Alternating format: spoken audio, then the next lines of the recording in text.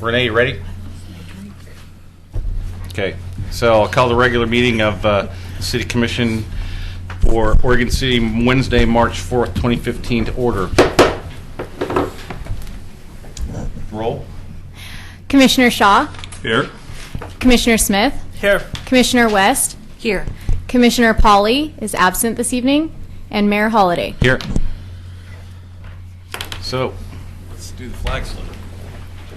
I pledge allegiance to the flag of the United States of America and to the republic for which it stands, one nation, under God, indivisible, with liberty and justice for all.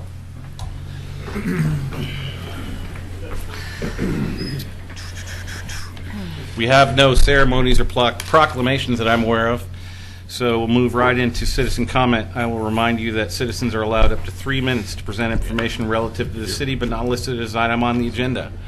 Who do we have? So in order, Bob Mahoney and Amy Wilhite.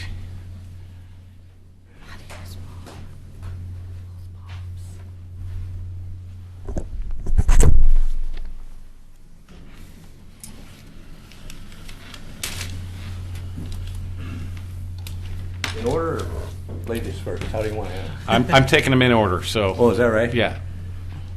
If I run over 3 minutes, You won't. Mayor, would you remind me? Would you do that for me? I'd appreciate it. Okay. Thank you. There's a little light thing right there that says green, yellow, and red, so that'll tell you. It's like the hockey game? Yeah. Okay. Well, I want to, my name is Bob Mahoney. I live at 240 Park Drive, Oregon City. And I want to introduce my comments by letting you know that I know the process is already in beginning with the design of the public access for the Legacy project. I'm aware of that. But what I thought I'd do was just sort of plant a seed early on to give some for consideration to what I'd like to see the city support would be a peace plaza.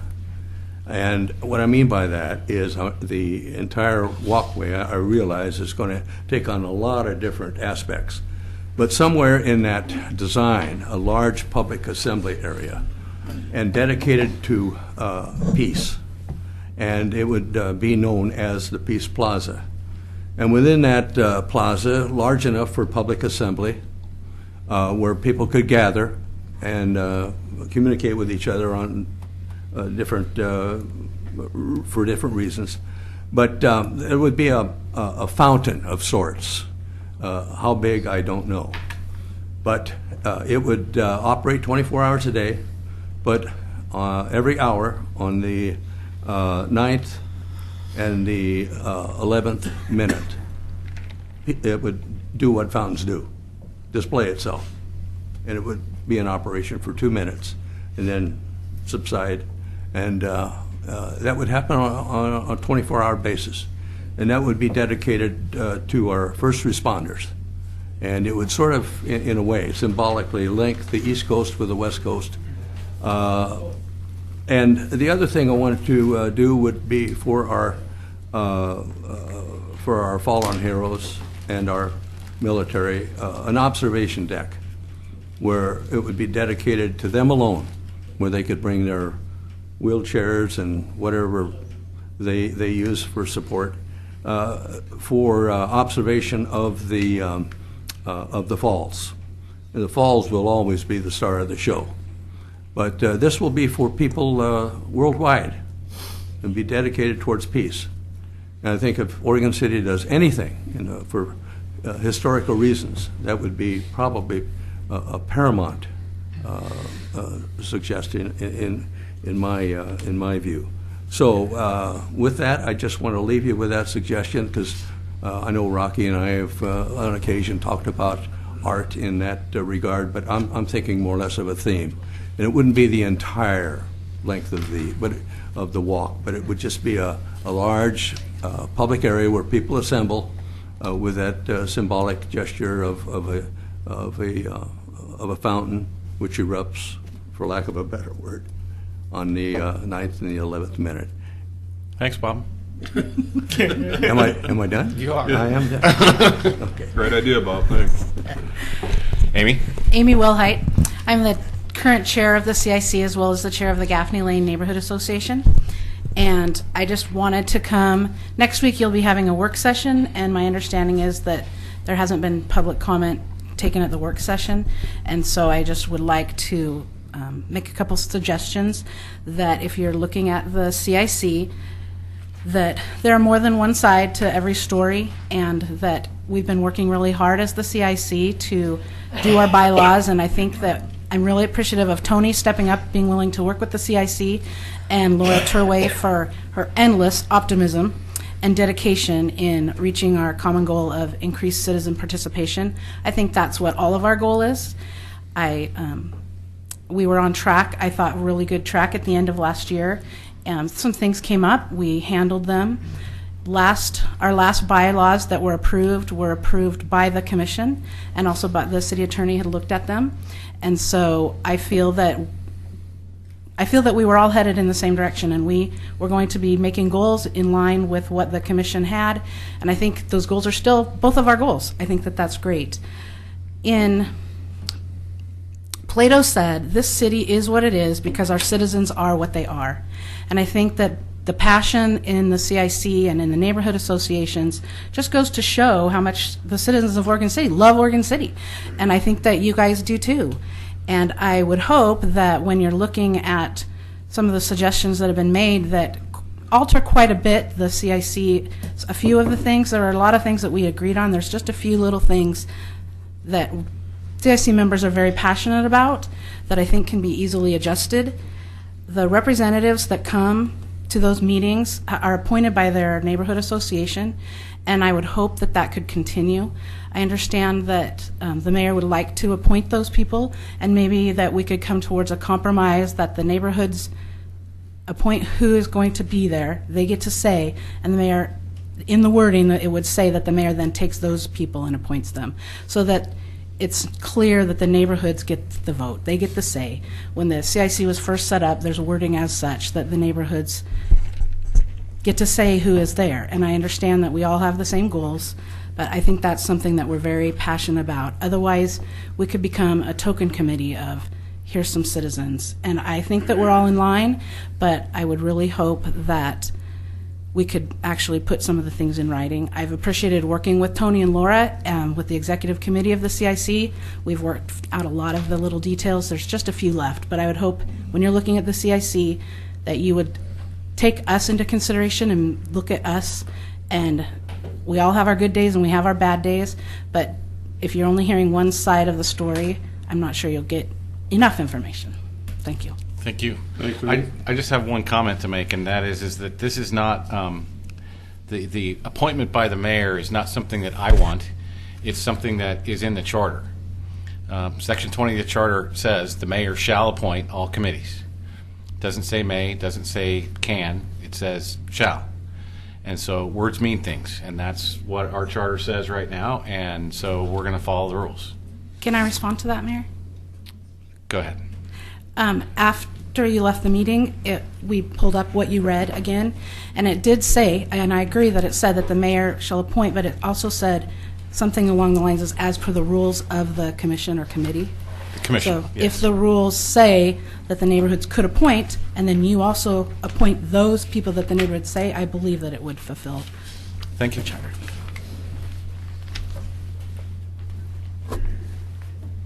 So we have former Commissioner Roth and Barbara Rinkin.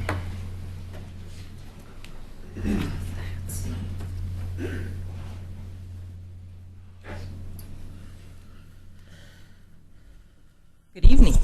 Good evening. Okay. I'm going to read something to you that's the basis of my reason being here tonight that you should also be very familiar with.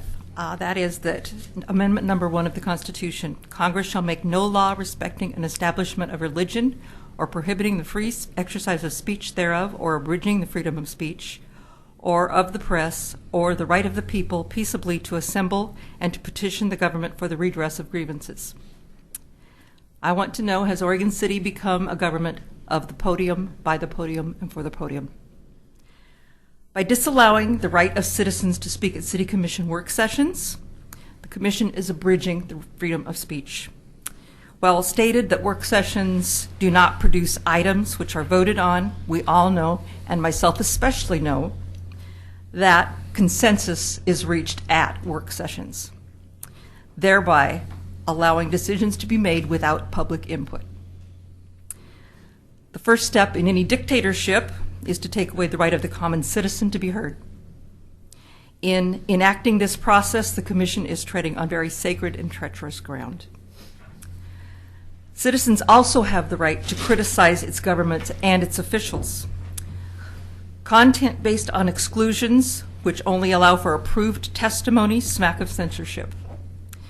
The City of Madison Joint School District Number 8 versus Wisconsin Employment Relations Commission, 1976, the Supreme Court states, to permit one side of a debate, a debatable public question, is to have a monopoly in expressing its views to the government, and this is an antithesis to the constitutional guarantees. The City of Dayton, Ohio versus Esrati in 1997, the appeals court wrote, the public nature of the legislative process and the right of the citizens to participate in and voice their opinions about the processes that are at the heart of public democracy. Historically, I'm moving on to a second subject here. Historically, the CIC was formed by neighborhoods. I have worked with former Mayor John Williams in learning the history of the CIC. It was formed by neighborhoods to allow the neighborhoods to be informed of land use decisions and issues. There was no city staff present at the CIC meetings. The commission did not have a say in any of the proceedings. The city commission did not have a say in any of the proceedings. There were no bylaws or representatives chosen by the commission. This was a neighborhood organization, strictly. I don't know how it got to be under the purview of the commission. And so stating that under Section 20, the commission has the right to impose these issues on a neighborhood association that they happen to name a committee just doesn't work. It isn't that. It's been a gradual process whereby the city has embedded itself in the CIC. Granted, there have been problems with the CIC, but the city government has no right to become involved in the problem solving. And it seems to me at this point that the city should divest itself of any involvement in the CIC and allow it to become a citizen-run organization with First Amendment rights. Thank you. Barbara? Good evening. I'm Barbara Rankin, resident of Barlow Crest Neighborhood, Park Place, for over 10 years. I've been involved in my immediate neighborhood since moving here and in the Park Place Neighborhood Association. I have volunteered at Holcomb School vision screening several times and vision screening at other schools as well in Oregon City. I've served on the Historical Committee of the Park Place Neighborhood Association, researching and working on signs which designate the location and historical value of the Barlow Trail. 6 signs are located along or close to Holcomb Boulevard. And through our neighborhood association, I have participated in other Holcomb School activities and helped on annual cleanup days in the spring. In 2013, I served with Betty Mom and Kathy Roth on Citizens for Oregon City Water Rate Ballot 3423, which passed successfully to stabilize water rates. Currently, I am vice chair of the Park Place Neighborhood Association. We have 7 steering committee meetings annually, as well as 3 general meetings annually, and they're well attended. We meet at the Alliance Academy on Front Street, the 3rd Monday of the month at 7 o'clock unless otherwise posted. Sometimes the school has something else going. I also serve as secretary on the CIC and have been a representative for almost 2 years now, appointed as a representative by residents of our neighborhood. I am concerned with the mayor making appointments to the CIC. Since I have been on the CIC and on the Park Place Neighborhood Association meetings, we have never had a mayor or commissioner even attend one of our meetings except during election cycles. The neighborhoods in Oregon City are very diverse, unique, and best represented by the residents of each neighborhood. The residents know the hearts of their neighbors and who would best be the representative to communicate at a CIC meeting. Having recently audited the Berkeley Hills and Kenema neighborhood general meetings, as well as the Park Place meeting in February. I found them interesting and having nothing in common with each other as far as location, diversity of peoples, and homes. It would be great if you could all visit the general meetings or the neighborhood association meetings to really get in touch with the emotion, pride, and dedication that the residents have for their neighborhoods. However, that would take a lot of your time. Thus, the CIC is designated by the state to take care of that for you, and you are welcome to attend any of our CIC or neighborhood association meetings to understand and listen to your citizens. Thank you for your service and your time. Thank you. So finally, we have Bob LaSalle and William Gifford.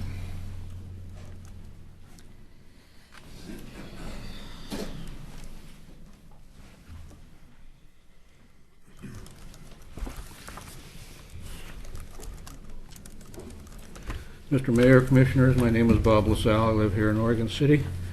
In the last couple of months, the city manager, the mayor, and the commissioners have decided to change the way the CIC operates.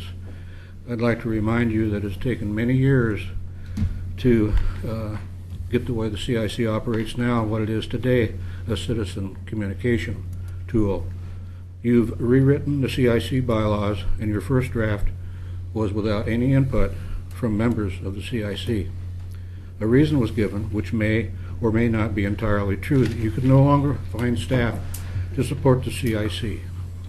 However, now we suddenly have a city commissioner, a city department head, and a staff person actively involved in our meetings and operations, one of which stated he volunteered to do so. And they're very welcome additions, I must say that. I've been elected by my peers, as well as has Barbara Rankin, to represent them on city matters.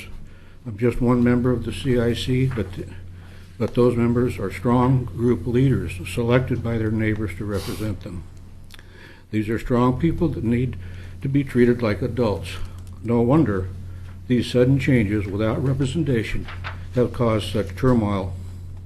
I'd like to suggest that we go back to step one. Offer the CIC reasons for your desire for changes. Have the CIC select a subcommittee to speak with city leaders and staff and come up with reasonable and amicable solutions. Start it all over, calmly, collectively. The approach of charging in and changing the organization and structure goes against every management principle I've ever learned. Sometimes change is good, but let's approach it in a reasonable and democratic manner. And I will say, I'll stay here for the rest of the meeting and not stop out in an uncontrolled anger. Thank you. Mr. Gifford. Mayor, City Commissioners, my name is William Gifford and I live in Oregon City. I'm a member of AAA, and they put out a monthly magazine. And they have a standing column called 5 Things We Love. And this month, Oregon City was featured. Don't know if any of you saw it. Yes. I'm going to read it. It doesn't take long. Oregon City, this small town with a long history, claims to be the oldest incorporated municipality in the West. Shop in the revitalized downtown at the Willamette River's edge, ride an historic elevator, and wander along among beautifully restored houses on a plateau overlooking the water. Area code is 503. Number 1, stroll along the bluff-top McLaughlin Promenade to see Victorian homes and get an unparalleled view of the mighty Willamette Falls. Reach the promenade by riding the only outdoor municipal elevator in the country. The mid-century marvel is now on the National Register of Historic Places, gives a website. Number 2, be the belle of Mother's Day brunch with a standout chapeau from You Can Leave Your Hat On, a shop that specializes in remarkable toppers from around the globe. And they have a phone number. Number 3, the seasonal milkshakes made with local ingredients at Mike's Drive-In delight kids of all ages. Try Oregon Raspberry and Marionberry year-round or sample a creme de menthe special for St. Patrick's Day. Phone number and website. Number 4, Museum of the Oregon Territory illustrates the state's settlement, displaying artifacts from the American Indian fishing villages as well as the fur and mill trades. See a collection of vintage apothecary bottles in the replica of a 20th century pharmacy. Phone number and website. Number 5, the Oregon City Brewing Company. You can't make this stuff up. The town's first major brewery since Henry Weinhard tapped his kegs in 1895 offers nearly 50 beers on draft, including Marionberry Ale. Taproom geeks can monitor keg levels on a digital list from above the bar. Phone number and website. I just wanted to share that with the viewing public. I thought it was nice that Oregon City got a little regional recognition, because I think this goes to probably 3 or 4 states, and so it's nice. I wish that we had more publicity like this, and I know that we don't have staff to have a full-time PR person, but it's nice to see us recognized, even if those were. But it's also nice to see what someone perhaps objectively finds unique about Oregon City. So we've got the promenade, the hat shop, Mike's Drive-In, the Museum of the Oregon Territory, and the Oregon City Brewing Company. I thought it was interesting. Thought I'd share it. Thanks, William. Is there anybody else, Katie? Okay. So adoption of the agenda. We've decided we don't need to have a motion to adopt the agenda. Is that correct? So, general business 6A is PC 15-161. Community Development Director Tony Conkle. Thank you, Mayor, evening, commissioners. At our last hearing, you heard on February 18, 2015, the City Commission voted 4-0 to deny 2 separate appeals of the Community Development Director's approval of SP 1401, live work apartments on Beaver Creek Road. We brought back findings of fact supporting that decision of the Commission for adoption tonight. One thing we would like to clarify, there was some discussion last time about Beaver Creek Road. I was asked about the 47-foot right-of-way section, which is what we're exacting as part of this decision, and if a standard city 5-lane section would fit in there, and I said it would not.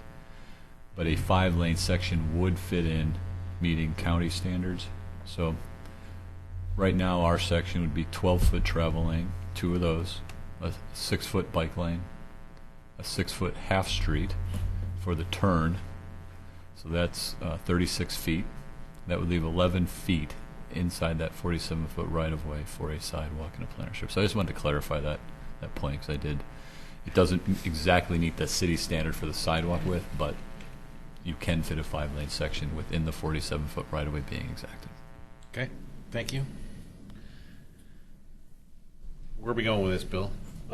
So the commission voted tentatively to approve it, so there are findings, and I guess the recommendation is for the commission to approve those findings and make the decision this evening to finalize the decision. So somebody want to make the motion? I'll make a motion here to move to adopt the findings for the Beaver Creek Road Live Work Apartments, denying the 2 appeals, which are planning files AP 14-01 and AP 14-02, and approving with conditions planning file SP 14-01. Your second? I'll second it. It's been moved and seconded. Do we have to read anything else, Bill? I'm only forward it. Okay, so let's call the roll on this. Commissioner Shaw, Aye. Commissioner Smith, Aye. Commissioner West, Aye. and Mayor Holliday. All right. And it passes. Okay, next one. 6B 15-112, ordinance for introduction number 15-1001, amending Oregon City Municipal Code to allow for the closing of unnecessary funds within the accounting system. Wow, this sounds exciting, Wyatt. Indeed. Thank you, Mayor Holliday and members of the commission. So I'll go through this pretty quick, but happy to entertain any questions. So tonight I'm asking for the first reading of ordinance 15-1001.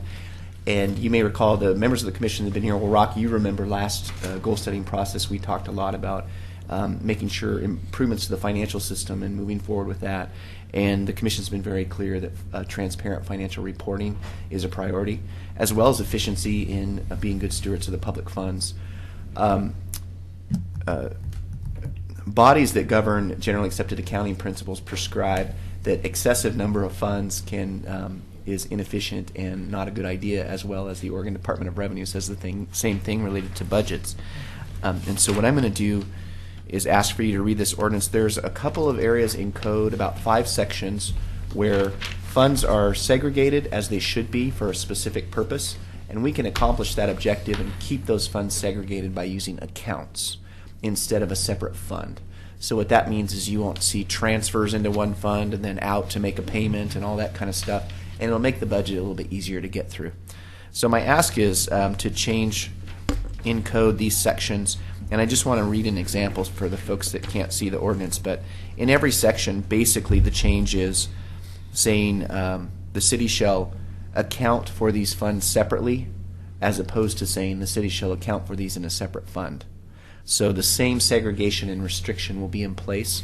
And these changes to code, I also wanted to respect the Commission's will to have a first and second reading, no emergencies. We're in the middle of a budget process, but I can bring you more information at the meeting on the 18th about the closing for the second reading. That's all I have, Mayor. Any questions? Anybody? We speak, Chris. Daphne?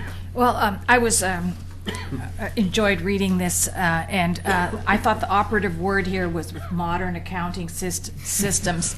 And I just thought, gosh, you know, it's been a few years since I'd been on city council, and you've really just updated. This is one example of, you know, our staff updating and progressing. So I'm very impressed. And, you know, this is a win-win for the community. It's a win-win for staff. It's just, it's more transparent for the public, and it's better, you know, ease to keep track of for the city. So this is a good thing. So I was really happy to see it. And thanks for all your award-winning work.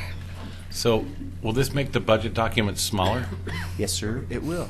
That's good. Yeah. Yeah, absolutely. Thank you. So, motion? Yeah, I'll make a motion for first reading for the ordinance for introduction number 15-1001, amending the Oregon City Municipal Code to allow for the closing of unnecessary funds within the accounting system. Second? Second. So, moved by Commissioner West, seconded by Commissioner Smith.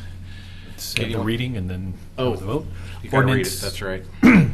Ordinance number 15-1001, an ordinance of the City of Oregon City amending sections of the Oregon City Municipal Code to allow for the closing of unnecessary funds within the city's financial accounting structure. Commissioner Shaw, Yes. Commissioner Smith, Yes. Commissioner West, Yes. and Mayor Holliday. Aye. Okay. So, we're moving right along here. So the rest of this is consent agenda. Does anybody have a desire to pull anything off the consent agenda? Then we'll take this as one motion. Move to approve the consent agenda. Second. Moved by Commissioner Shaw, seconded by Commissioner Smith. If there's no discussion, call roll. Commissioner Shaw, Aye. Commissioner Smith, Aye. Commissioner West, Aye. Mayor Holliday. Aye. Down to communications.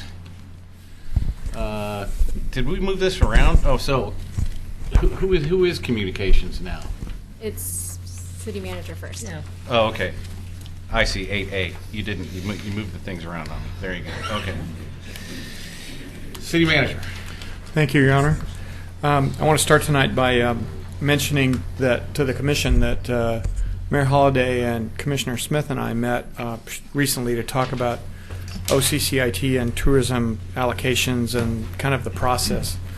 And for a long time, the city hasn't had a lot of well-established criteria in allocating those funds. And I think the way Commissioner Smith described it was it seemed to be a little bit of a competition frenzy for limited dollars.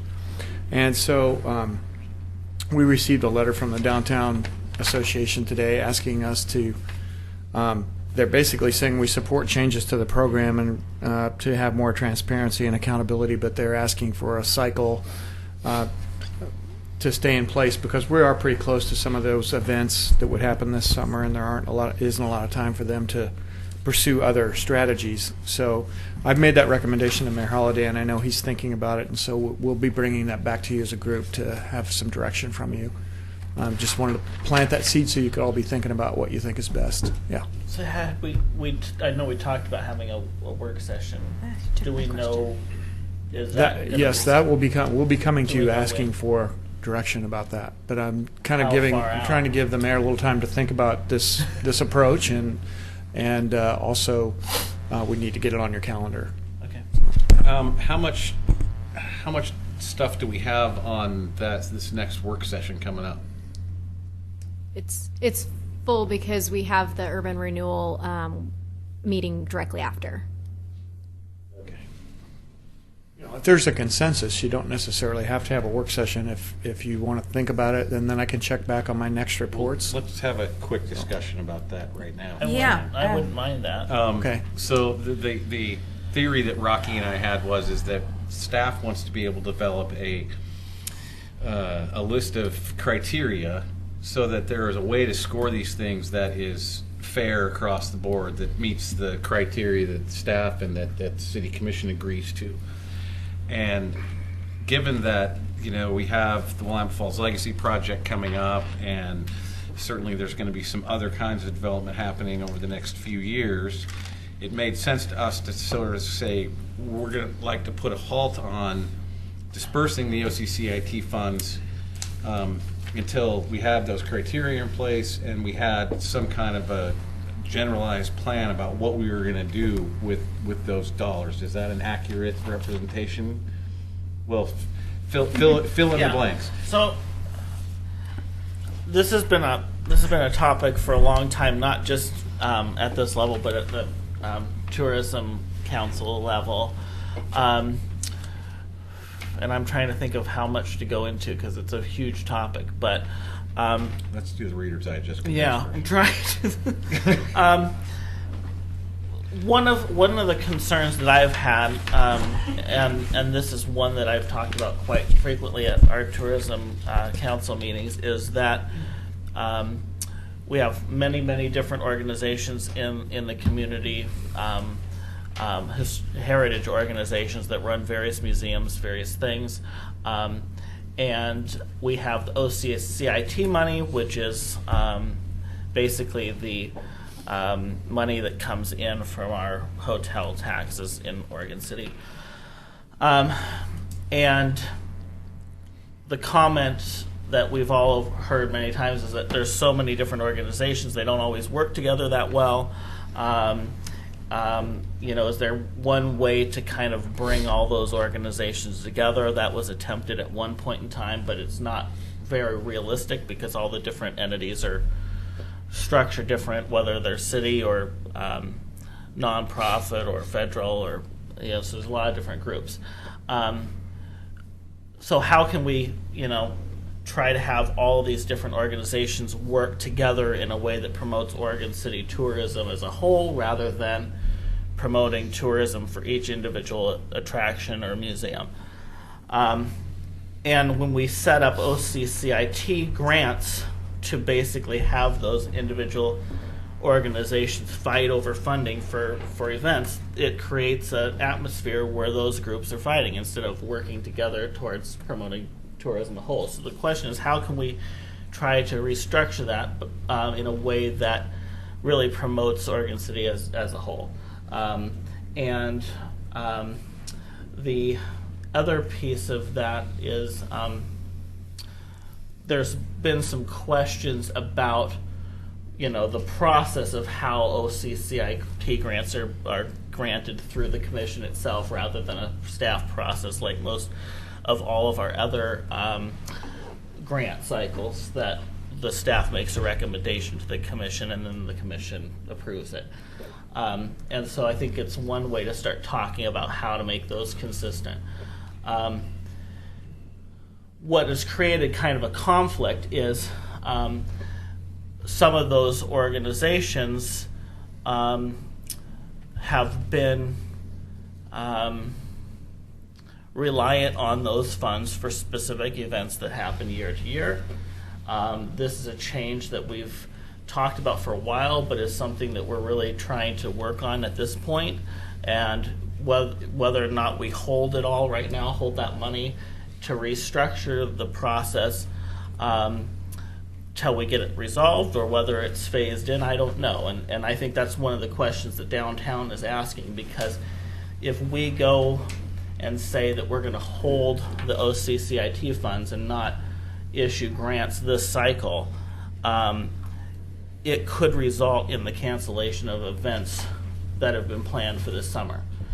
Now, to be blunt, in some ways, my point would be, well, if your event is completely reliant on OCCIT money to make an event happen or not happen, is it a viable event? Is it something that really should be happening? And that's a question that I have. I don't know.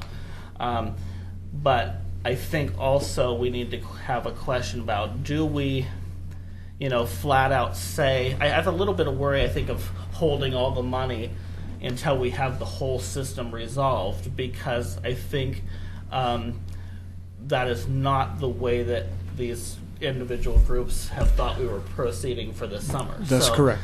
At the same time, I don't really feel like we should be just throwing out money like we have necessarily in the past, and I may have overspoke by saying that, but I think, and I think it's pretty obvious that in Oregon City that a lot of the groups that come and apply for OCCIT money come there expecting to get money.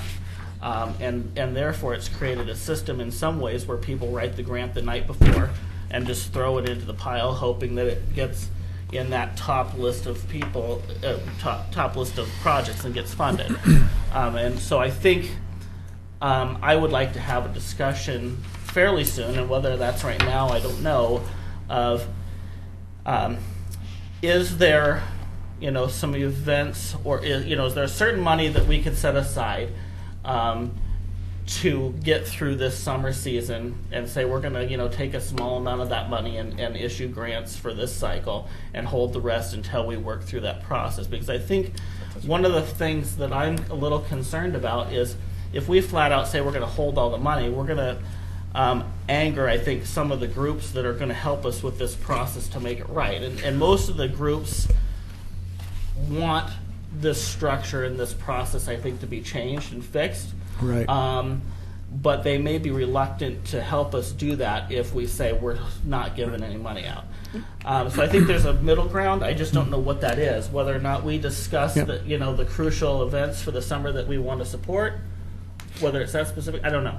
Mr. Mayor, I have a suggestion. Well, some of you will remember a couple of years ago, I think about a year ago, when the city applied for a transportation grant, and it was going through a process and consistently ranking at the top of the regional scale because there were pedestrian injuries on Malala, and John and his crew were trying to fix the sidewalk problems there.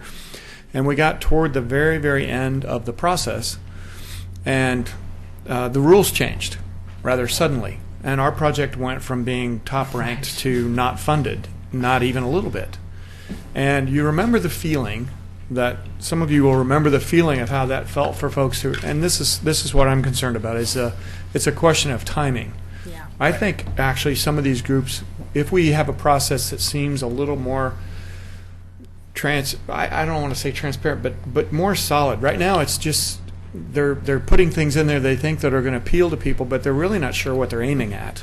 And I think if we can define with more specificity what they're aiming at, they'll feel more confident in their application and probably feel like the money is more fairly allocated and it's less given to chance.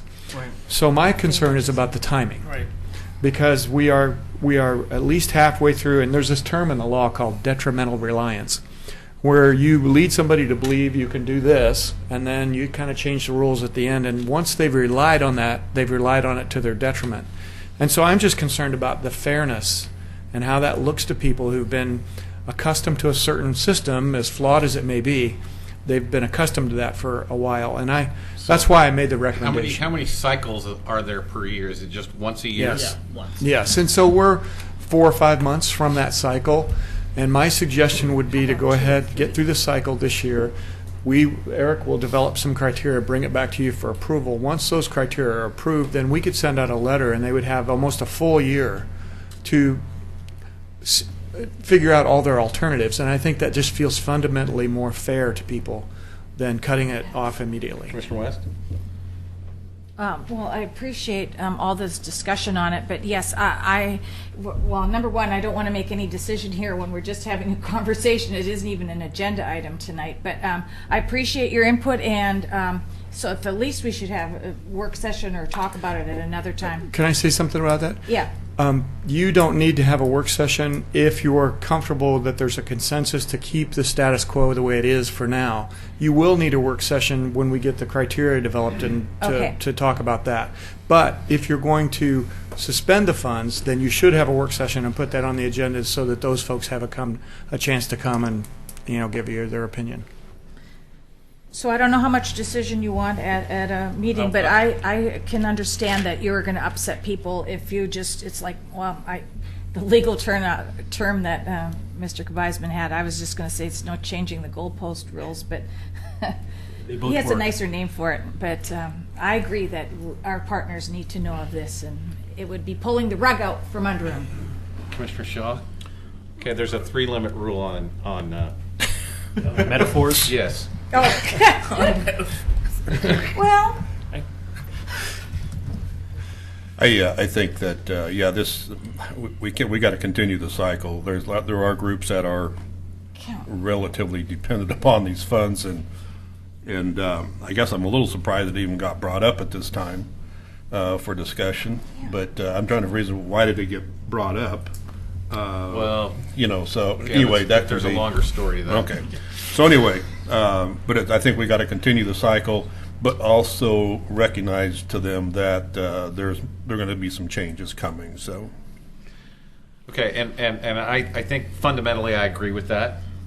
Part of the reason we were having this discussion in the first place is how effectively are we using this money? Correct. So I would say, since we are the body basically for the OCCIT funds, right? That my desire would be, let's go ahead and continue the funding cycle the way it's been. But when we look at these things, we look at the ones that are absolutely necessary. The car show, the antique thing, whatever it are that we're expecting money, and for the one time the night before people, that we fund the ones that we think are critical, and we retain whatever is left to go into that bigger pot to actually do something, later on when we start developing the other kinds of things that we're talking about. Seems like a good compromise. So it does appear there's probably a consensus to do that. I believe so. Is there? Okay, so we can proceed then. Thank you for the direction and the input. Hold on one second. Mr. Gifford, Father Time.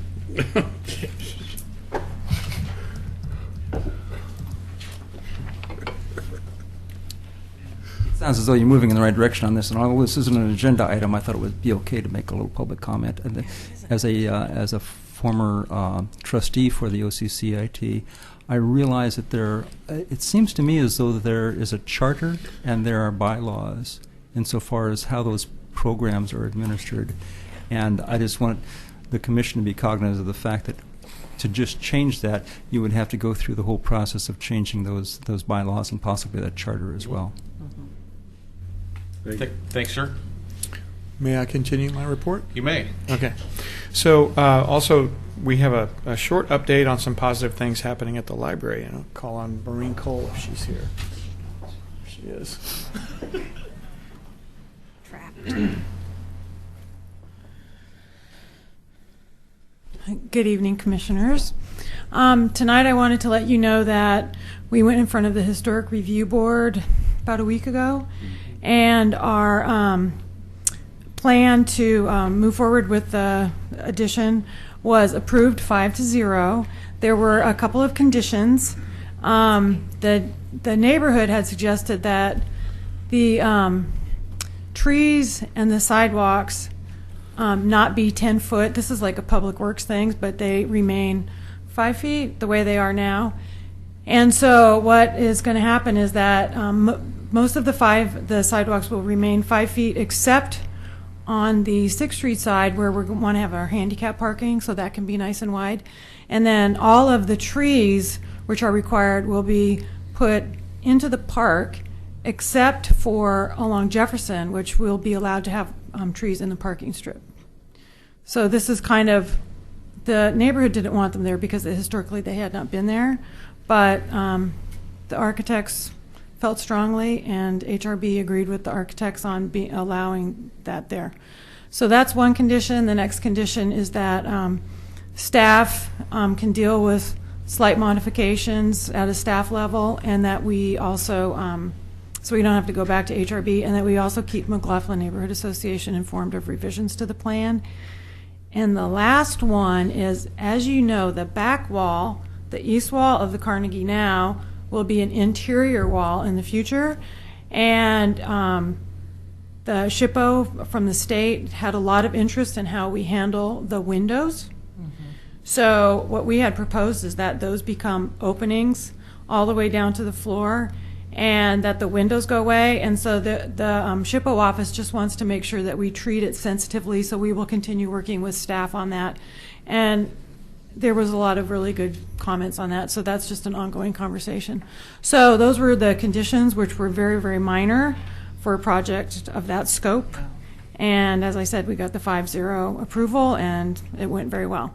The other thing I wanted to let you know about was we're doing a thing called a story walk. You may have seen the pages posted, and it's actually an idea from Jill Smart, who works at NV Boutique. She's seen it and done it before and had suggested it to me, and then finally a couple weeks ago she says, we really need to do this for Dr. Seuss's birthday. So we did it, put it all together within a week. And so basically you just start at the library, and then there's a sign there that says where the next couple pages are, and then you just walk all the way downtown, walk around downtown, come back up and finish up, and it's just a fun, easy thing for families to do, and we have gotten so much positive feedback on something as simple as that. So we had it in place for Dr. Seuss's birthday, which was Monday. So it's just, we were trying to do more activities like that, which are kind of little work for kind of big impact and really good feeling, and exactly what we're all about is promoting literacy, and at the same time we're getting people to walk around and see all the stores. And so it's like this win-win for everybody, and it was Jill's idea, and I just want to give her a lot of credit. She didn't come up with the whole idea to start with. It's done in other parts of the country, but librarians love to share ideas, so that's what we do. That's cool. Yeah. So just wanted to let you know about that little positive thing. So just a quick question on the trees in the parking strip on Jeff. Yes. So I assume that when we plant those trees, we're going to be planting tree species that don't tear up the street or the sidewalks, right? Well, yeah, I would assume.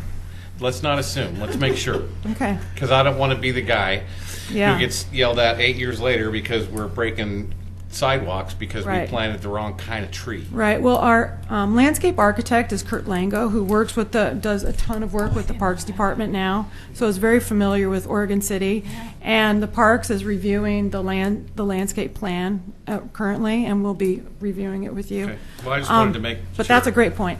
Yep, will do. Any other questions? Thank you. Thanks, Mom. Thank you, Maureen. And next also, I want to ask Mr. Conkle to give us a quick update on the Willamette Falls Legacy Project. Things are moving forward on that project, but they're moving forward with so much significance that we feel like from time to time we should just report the latest. So, Thank you. Just a reminder of what we've accomplished. Obviously, Mr. Heigerken bought the property in May. We worked with him. We adopted a new framework plan on the property, multimodal mixed-use area down there, a new zoning district for the Willamette Falls Downtown District. We met the requirements for the state's $5 million, of which 10% can go to the design of the Riverwalk. Then 90% of that would go towards the construction of the Riverwalk.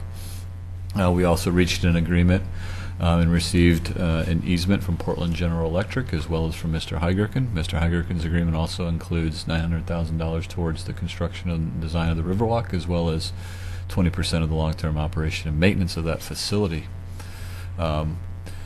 The Riverwalk RFP has been released. It closes on March 11th, and teams are expected to be chosen in May for that design and engineering.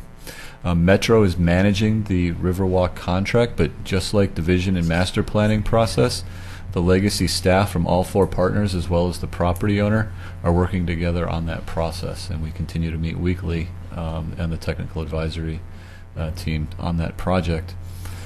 The top design teams responding to the request for proposals will be invited to interview in March, and the winning team will be chosen from this group of finalists. Approximately $11 million has been identified and secured for the construction of this initial phase. We're also moving forward on additional plans, infrastructure, operation and maintenance financing plan. We finalized a scope contract with Eco Northwest to research funding sources for the needed infrastructure on the site.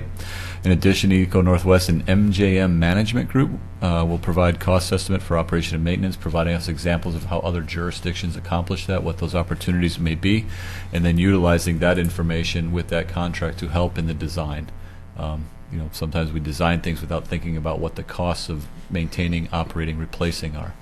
So we want to make sure that does happen. We intend to bring that contract before the Commission at their next meeting on March 18th. We've also, at our last meeting, the Commission approved a landscape, cultural landscape contract. And we entered into that contract with MIG. We're moving forward with the first phase of the work, so we're really trying to reach out, find all the resources that are available, make sure we can understand what all the historical context of the property is, identifying academia, resources that are available, interviews, compelling stories, and really putting all together that information. And that this will then form can be easily accessed by the design team when we bring them on. Last thing we want to do is be designing something and then say, oh, whoops, we missed it. So this helps set the context of what the historical significance, what the historical opportunities on the site are, and then that gets incorporated into the design and showcased throughout that. This will remain in draft form throughout the process, and then it'll go into final form when the Riverwalk design becomes final as well. We continue to outreach with the incredible amount of citizens that we were able to contact through the framework process. Our current e-blast has over 1,300 subscribers that we do send information out. We have a contract with Brink. They will be updating Rediscover the Falls later this spring, so we'll have a new look on that website as we launch the Riverwalk. We've had over 30,000 people view the video that's on our website, a little minute-and-a-half video, so continue to hopefully direct people to see that. We'll also be conducting additional public tours this summer on Saturdays. They were very successful last year. We filled up almost all of them, so we hope we will be continuing that over the summer as part of our public outreach on the Riverwalk design. Governor Brown actually wants to come and do a tour, but she wants to do it when it's not cold outside. It's 60 out. We would love that, and we can accommodate that. Time is on our side, yes. And then just to let you know, we're also going to look at pursuing another community development planning grant through Metro for transportation and parking study on the site. That's in cooperation with Clackamas County. Will be assisting with that. And it's really looking at the parking situation not only on the property but in downtown, potentially up on the bluff. How does this all interact, and what are those opportunities there? So, like I said, it's been a while since I've talked to you. If there are any questions, please let us know, and that's all that I have on that. Are you?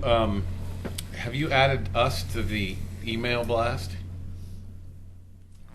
If you're not receiving it, then obviously not. We will do that. It's a sign up. It is a sign up, but we can deal with it. You get all the backstory. And Mr. Conkle didn't mention one other thing that I want to fill in. A few weeks ago, I was in Salem meeting with Representative Brett Barton, and the mayor accompanied me by phone. And I know that Representative Barton has been working his tail off in Salem for us, trying to secure additional funds for this great opportunity. And I think he is really working hard on this one.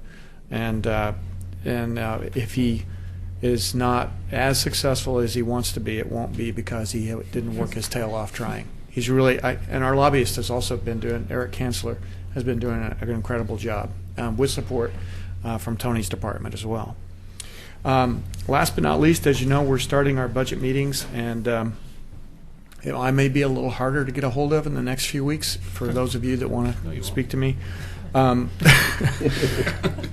However, when you're at budget time, you're always looking at costs going up with inflation, or they're going up because of the health insurance programs that we have. But sometimes there's silver linings here, and Jim Leffler isn't here tonight, but I just want to point out, 5 years ago when I started working for Oregon City, we had some of the higher rates for workers' compensation and accident claims, and a lot of that was, some of it was, frankly, labor relations with management and vice versa, but also a lot of it was driven by some unique situations, accident claims, injuries that had happened in some of our departments, particularly in Public Works. So Jim and I kind of hatched a plan 5 years ago where we came up with an aggressive plan to revitalize our safety program, and it has taken input from lots of the department heads and even from their mid-level staff and frontline staff. It's been a team effort citywide, but I just can't give enough credit to Jim Leffler for that. We have now decreased premiums for workers' compensation 6 years in a row, and that's mostly from overall safety initiatives and also lowering our incident rates and the amounts of our claims. So that's going in the right direction, and I just wanted to say thank you, Jim Leffler, and others who worked on that. And last but not least, Mayor, I have a note here about an open house of a clinic. Do you know anything about that? What? There's a new, it's called Hope 360 Pregnancy Clinic that apparently is opening. They're having an open house here in Oregon City somewhere, and I had this in my notes, and I wasn't sure. I may have seen something on that in an email, but I haven't gotten an invitation. If we get an as such. invitation in my office, then I'll make sure I distribute it to you. I'm sorry, can I speak up on that? That is the invitation. So I'm sorry, the Pregnancy 360, Hope Pregnancy 360, I believe it is. They are a business in Oregon City. They've been here for a little while now. They would like to invite the commission to an open house to view their facilities and learn more about their facilities. Is that something that the commission would like us to set up for them? Is what we're asking. It would be a Monday or a Thursday, and it would be between 5 and 6:30, I think it was. Yeah, she called me, and I had told her to call you Right. to set it up with the commission. So is that something that the entire commission wants to do? Is that something just the mayor wants to do? Why don't you send an email? We will. Okay. We'll send an email. You don't have to make that Yes. decision. Right. Okay. You don't have to make that decision We here have no on the electronic floor. devices here. Right. So Here, calendars. I do. next time we'll just do that by email. Mayor, that concludes my report this evening. Okay, so commission, anybody got anything? I have nothing. You didn't go anywhere, do anything? Nope. She went to New York. You were on vacation the whole time? Okay. Mr. Shaw? What's the answer? All right, so as Tony was talking about the legacy project there, that's one thing I was thinking about was the traffic. Was there going to be a traffic study eventually going to be done here and stuff, just, because we anticipate what's going to happen there. So I was elated that you have this going on now with, I think it's Metro's doing the traffic study. Is that correct? Is that what you said? We're going to apply for a grant to look Okay. at some of the parking and opportunities down Good. there. Yeah. Excellent. Okay. And with the library, I'll be nice, Mo. She always kind of gets scared back there when I'm going to talk about this. But the Dr. Seuss thing, I've always thought that our library is really kind of different from other libraries because most libraries are destination oriented. You go to a library and you leave. But what we're trying to do is encourage people, because this is in a neighborhood, it's close to museums and stuff like that, so you can go to the library and do other things. You can go to the museums, you can go to the restaurants, and go downtown. So that was pretty cool that this Dr. Seuss thing was actually encouraging people to go to the library, go downtown, come back, and experience other things in this city other than our new library. So went to PRAC the other night because I saw on their goals where their 2014 goals was the North End waterfront concept plan, and on there was the RV park, and as you know, I'm kind of interested in that, and so we talked about that a little bit there, and Mr. Archer was kind enough to give me a little preview of that they've kind of laid out, and so I've had a chance to look at that. We did go to the Cub Scout banquet the other night, and we were all in attendance there, most of us, and that was a lot of fun, and I think they pretty much appreciated that. So, and then went to CSE meeting Monday night. So, Commissioner Smith? Well, the tourism meeting that we already talked about, I had a Friends of Ermitanger House meeting, and that group's going to meet with the parks next month, I think. Let's see what else.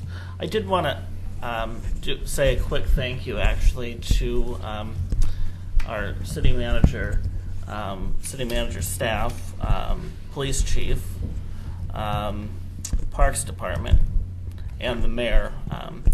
We had a student killed in a car accident a couple weeks ago, or I don't know, it seems a couple weeks ago. And she was one of my students, and it really affected the school and the whole community. And there was a lot of students who very much wanted to plan a impromptu event that wasn't completely well thought out right at the beginning, and a lot of students were wanting to plan something on the bridge, and were coming to me at school asking about that, and I was like, that's probably not something that's realistic, and so I immediately called City Hall and the school district and the administration of the school within that same day, worked to help resolve that issue of having a bunch of kids show up somewhere where it wouldn't be safe, and allowed the students to have a candlelight vigil at Clackamas Park with students from both Westland High School and Oregon City, because Westland High School also had a tragedy where they lost 2 of their students. And so I just want to thank city staff, everyone that had a piece in trying to resolve that day, and I think it went fairly well, and I appreciated the mayor for being there, and also the police chief for being there. It was a tough couple weeks, and still, well, I kind of feel like we're back on track now, but it takes a lot to kind of recover from that, and as a staff person, I'm just exhausted, and so I don't know how long it takes to catch up for that, because I was also sick within that week too. But I just want you to know I appreciate it, and I know the school and the community appreciates the work that you all did, which you really didn't need to do, but you knew it was important, and kind of helped to resolve that, and I really appreciate it. Thanks, Rocky. Okay, so let's start with Oregon City Brewing Company. So I'm sure you've seen in the press here and there that there's been an issue about the Oregon City Brewing Company and food carts. I met with 2 of the owners just before the commission meeting 2 weeks ago, and then met with the young man who is the son of and a partner in the company the following Friday, and just talked to him about maybe a better way to start trying to figure out the process would be to come to us rather than starting an online petition and calling the press. And at the end of the day, he admitted that this was a lot about publicity. So since then, he has, I suggested that he meet with Tony, and they have met, and he sent a letter saying what they want to do, and they're going to work through the process. So in the meantime, we're going to see how that plays out. But he has been notified that he can't have food carts on his property until the things are worked out. Now, if he continues to do that, then the city staff will have to enforce the ordinance as it's written currently, and they're treating this as they would treat any other kind of situation that we have with landings. I met with, let's see, since last week. It's the last time we met. I did a phone call with Mayor Charlie Hales. We had about half an hour on the phone, talked about the Legacy Project, talked about some other things that we could be jointly helpful on, and we also talked about the Ermitanger.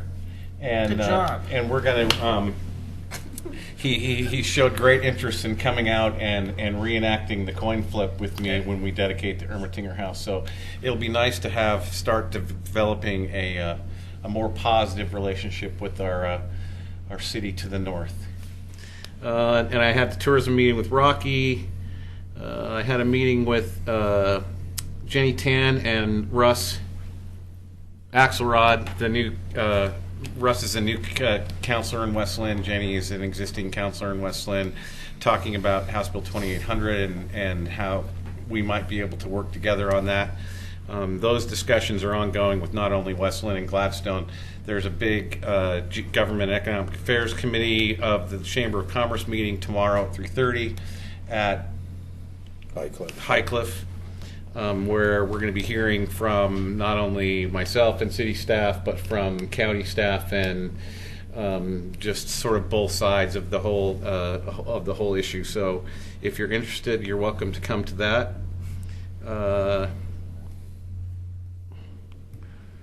See. So I did every other week. I do a review of the city commission agenda with David and Katie, and then I went to a First Friday planning meeting in Canby. That's something that they're trying to get started out there, and I went with Betty to do that, and the mayor was there, and Tracy Hansen was there, one of their counselors. CIC,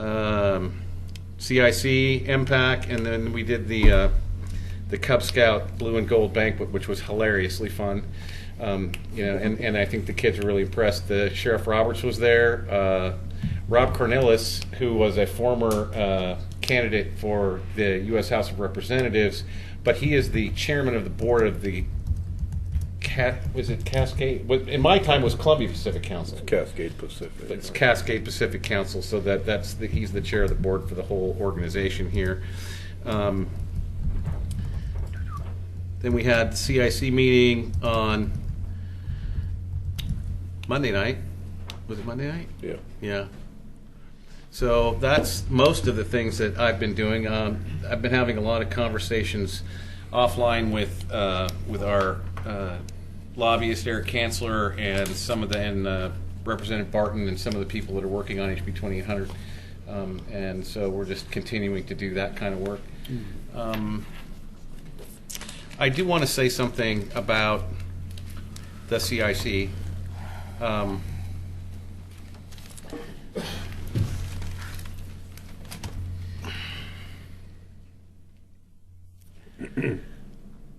think the reason that we need to have this discussion and to work out these rules is